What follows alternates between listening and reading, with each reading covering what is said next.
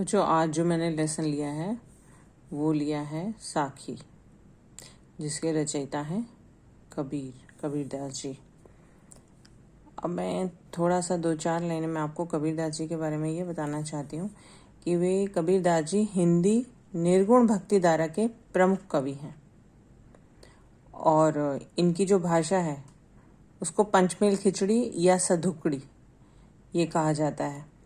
क्योंकि इसमें अवधी, राजस्थानी, ब्रज भाषा, पंजाबी भाषा, इन भाषाओं का सम्मिश्रण है, इसलिए इनकी भाषा को पंचमेल खिचड़ी कहा जाता है। अब ये जो प्रस्तुत साखियां हैं ये दोहा छंद में है। एक ये बहुत इंपॉर्टेंट बात है जो आपको पता होनी चाहिए कि ये दोहा छंद में है। और साखी क्या है इसका मीनिंग भी समझ लीजिए। साखी शब्द साक्षी शब्द का तद्भव रूप है, जिसका अर्थ है प्रत्यक्ष ज्ञान। प्रत्यक्ष ज्ञान का मतलब ये है कि अपने अनुभव से उन्होंने वो ज्ञान प्राप्त किया है। और एक बहुत क्यों इम्पोर्टेंट बात ये समझ लीजिए कबीरदास जी के बारे में कि वे जिस संप्रदाय से संबंध रखते थे वहाँ पे अनुभव ज्ञान की ही महत्ता थी। ये नहीं कि आपने कहीं से देख पढ़ सुन के कुछ लिख दिया, नहीं, अनुभव लो और उसके बाद फिर आप उसको अपने शब्दों में पिरो, और ये तभी उस ज्ञान की महत्ता है। पहला पैराग्राफ देखिए, पहला दोहा देखिए। ऐसी बाणी बोलिए मन का आपा खोए, अपना तन शीतल करे औरन को सुख होए। अब इसमें ये जो दोहा है आपका, इसमें कबीरदास जी कहते हैं कि हे मनुष्यों, तुम अपने मन के अहंकार का त्याग कर दो। मन का आपा खोए, आपा का मतलब है यहाँ पे कि अहंकार। मन का आपा खोए मतलब अहंकार का त्याग कर दो और ऐसे मीठे वचन बोलो। ऐसी बाणी बोलिए मतलब ऐसे मीठे वचन कहो कि तुम्हारा अपना शरीर भी शीतल हो जाए। अपना तन शीतल करे मतलब अपना शरीर शीतल हो जाए, यानी कि तुम स्वयं भी आनंद का अनुभव करो और औरन को सुख होए, और जो तुम्हारी बात सुन रहा है, जो सुनने वाला है, उसको भी सुख मिले। अर्थात जो श्रोता है उसके मन में भी संतोष और सुख की प्राप्ति हो, वो भी अपने मन में संतोष का अनुभव करे। तो हम देखें तो प्रस्तुत दोहे में कबीरदास जी ने पाठक को अहंकार से रहित मीठी वाणी बोलने की प्रेरणा दी है। फिर से मैं एक बार बता रही हूँ, ऐसी बाणी बोलिए, ऐसे वचन बोलो, मन का आपा खोए, यानी कि मन का अहंकार त्याग करके ऐसे मीठे वचन बोलो कि अपना तन शीतल करे, कि तुम स्वयं भी आनंद का अनुभव करो और सुनने वाले को भी सुख मिले, संतोष की प्राप्ति हो। विन विन पोजीशन, खुद को भी अच्छा लगे और दूसरों को भी अच्छा लगे। दूसरा दोहा देखिए। कस्तूरी कुंडली बसे मृग ढूंढे मन माहे, ऐसे घटी घटी राम है दुनिया देखे ना है। प्रस्तुत दोहे में जो कबीरदास जी कहते हैं कि कस्तूरी कुंडली बसे, कस्तूरी ये सुगंधित द्रव्य पदार्थ है जो मृग की अपनी नाभि में ही होता है। मृग ढूंढे मन माही, लेकिन मृग जो है वे उसे जंगल जंगल ढूंढता रहता है। मृग ढूंढे बन माही, बन यानी कि जंगल, माही मतलब में जंगल जंगल खोजता फिरता है, ढूंढता फिरता है। ऐसे घटी घटी राम है दुनिया देखे माही। इसका क्या अर्थ है? इसी प्रकार राम जो है वो कण कण में निवास करते हैं। घटी घटी राम है, कण कण में निवास करते हैं, वे हर हृदय में निवास करते हैं, परंतु दुनिया देखे नहीं, परंतु मनुष्य उन्हें देख नहीं पाता है। और कहाँ ढूंढता रहता है? मंदिर, मस्जिद, गुरुद्वारे, ये सब जगह ढूंढता रहता है, लेकिन अपने स्वयं के मन में नहीं ढूंढता है। फिर से मैं बता रही हूँ, कस्तूरी कुंडली बसे। कबीरदास जी कहते हैं कि कस्तूरी नामक सुगंधित द्रव्य पदार्थ मृग की अपनी नाभि में ही होता है, और उसकी जब उसको खुशबू आती है तो वो ढूंढता रहता है, देखता रहता है इधर उधर, जंगल जंगल फिरता है कि ये खुशबू मुझे कहाँ से आ रही है, कहाँ मैं इसको ढूंढूं, कहाँ ये मुझे। इसी प्रकार राम जो है वो कण कण में निवास करते हैं, हर हृदय में निवास करते हैं, लेकिन मनुष्य उनको मंदिर, मस्जिद, गुरुद्वारे, हर जगह ढूंढता रहता है।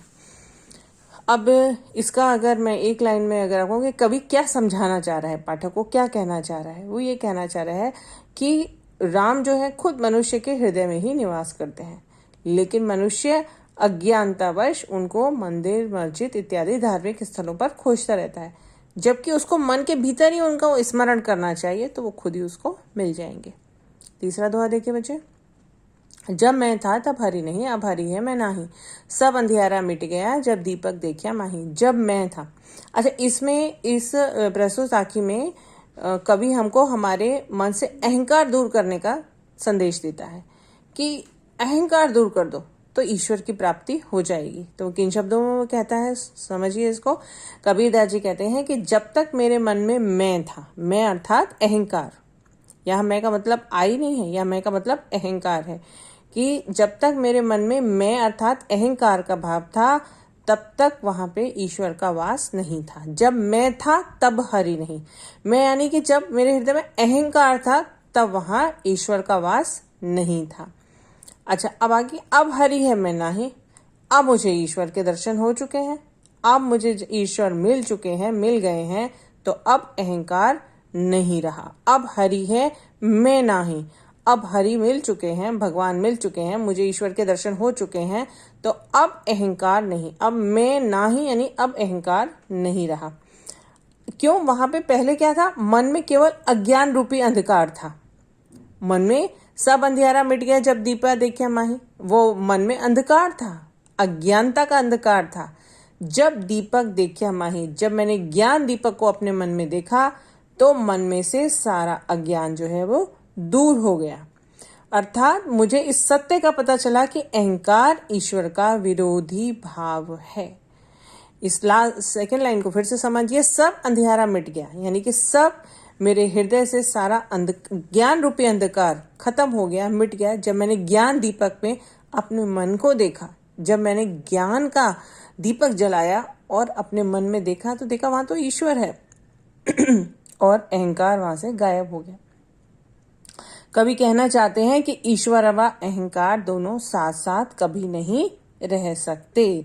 अगर अहंकार होगा तो भगवान वहां नहीं दिखेंगे, और जब भगवान दिखेंगे तो अहंकार स्वाभाविक रूप से समाप्त तो हो ही जाएगा। चौथा दोहा देखिए। कबीर सुखिया सब संसार है, खाए अरु सोवे, दुखिया दास कबीर है, जागे अरु रोवे। कबीरदास जी कहते हैं कि संसार के सभी लोग सांसारिक सुखों को ही सुख मानते हैं। सुखिया सब संसार है, सारा संसार किसको सुख मानता है? सांसारिक सुखों को ही अपना सुख मानता है।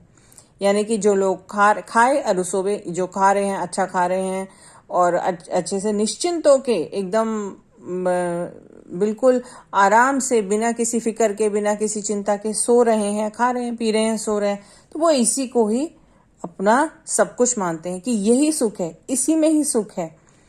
और इसको सुख मानते हुए इसका मतलब क्या हुआ कि वो प्रभु के प्रति सजग नहीं है, यानी कि वो प्रभु के प्रति जो सच्ची प्रेम है वो उनके अंदर नहीं है। लेकिन कबीरदास जी क्या कहते हैं? कहते हैं कि मैं कबीर प्रभु के प्रति अब सजग हो गया हूं। दुखिया दास कबीर है, जागे अरु रोवे। अब वो दूसरी लाइन में अपनी पोजीशन बताते हैं कि मैं कबीर प्रभु के प्रति सजग हो गया हूं, और वे प्रभु को जीवन का सत्य मानकर उनकी भक्ति करते रहते हैं, और वे प्रभु को प्राप्त नहीं कर पाए हैं इसलिए दुखी हैं। तो उनको सत्यता तो पता चल गई कि सांसारिक सुखों में जो है वो सत्यता नहीं है, भगवान को प्राप्त करने में सत्यता है, ये बात उनको पता तो चल गई है, लेकिन वे प्रभु को प्राप्त नहीं कर पाए हैं इसलिए दुखी हैं। क्या कह रहे हैं? दुखिया दास कबीर है, जागे अरु रोवे। जागरूकता किस बात की आ गई है? कि सांसारिक सुख जो है वास्तविक सुख नहीं है। जाग तो वो गए हैं, लेकिन अभी प्रभु को प्राप्ति नहीं हुई है, इसलिए वे दुखी हैं। उनको ज्ञान हो चुका है कि अंतिम सत्य ईश्वर है, और लेकिन ईश्वर की प्राप्ति नहीं हुई है, इसलिए ईश्वर के विरह में वे दुखी हैं, और संसार का दृष्टिकोण देखकर भी दुखी हैं। ठीक है, जो क्योंकि जिसको पता होता है कि सच्ची बात क्या है, और वो सामने वाले को देखकर दुखी होता है कि इसको सच क्यों नहीं पता है, लेकिन समझाया तो किसी को जा नहीं सकता है। तो संसार के लोगों के जो दृष्टिकोण है उसको देखकर भी वे दुखी हैं। पांचवा देखिए बच्चों। वीरे भुवंगम तन बसे, मंत्र न लागे कोई, राम वियोगी ना जीवे, जीवे तो बौरा होए। यहाँ पे भुवंगम का अर्थ है सांप, विरह यानी अकेला, बिछोड़ना। वीरे भुवंगम तन बसे, इसका मतलब क्या हुआ बच्चों? इस साखी का मुख्य प्रतिपाद भी ये है कि मनुष्य का जीवन परमात्मा से अलग होकर संभव ही नहीं है। मनुष्य अगर ये सोचे कि मैं परमात्मा से अलग होकर मैं सही अर्थों में जी सकता हूं, वो संभव नहीं है। कबीर के अनुसार विरह जो है वो सर्प की भांति है। विरह यानी अलग होना। किससे अलग होना? ईश्वर से अलग होना। भुवंगम अर्थात सांप, तन अर्थात शरीर, वसे मतलब निवास करता है। तो वो ये कह रहे हैं कि कबीर के अनुसार विरह जो है वो सर्प की भांति है, इस विरह रूपी सर्प का विष जब तन में फैल जाता है तब कोई भी मंत्र इस विष से इंसान को नहीं बचा सकता है।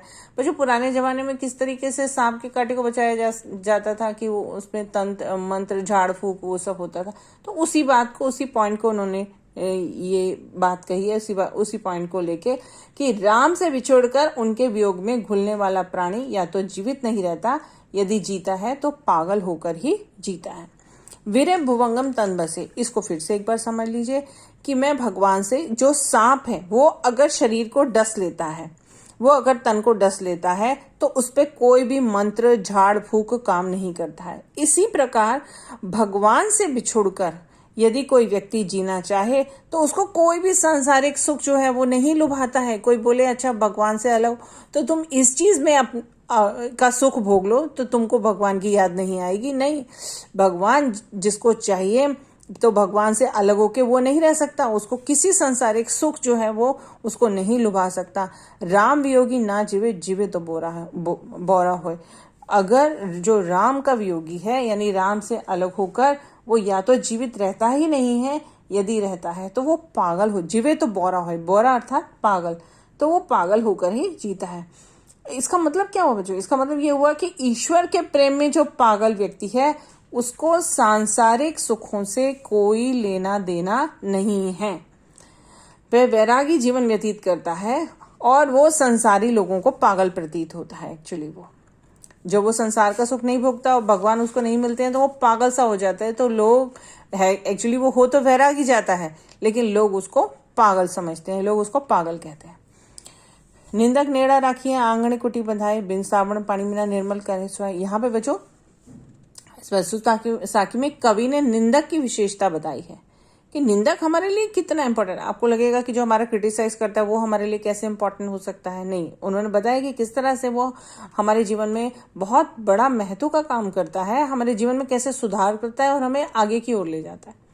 वे कहते हैं कि निंदक नेड़ा राखिए, कि निंदक को हमेशा अपने पास रखो, अपने समीप रखो, और आंगन कुटी बधाए, और अगर हो सके तो उसको अपने घर के आंगन में एक कुटिया बनवा दो। आंगन, अपने आंगन में कुटी बंधाए, अपने घर के आंगन में उसके लिए कुटी बनवा के उसको वहीं निवास स्थान दे दो, उसको वहीं रख लो।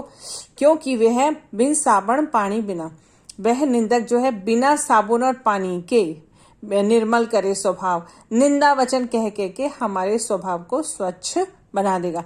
यानी वो बार बार क्रिटिसाइज करेगा, तुम्हारे अंदर ये कमी है, तुम्हारे अंदर ये कमी है, तो हम जो है उसको पॉजिटिवली लेके अपने अंदर सुधार की जरूर कोशिश करेंगे कि भाई ये बार बार बोल रहा है तो हो सकता है हमारे अंदर ये कमी हो, तो हम थोड़ा इसको देखते हैं, हम इसको सुधार करते हैं।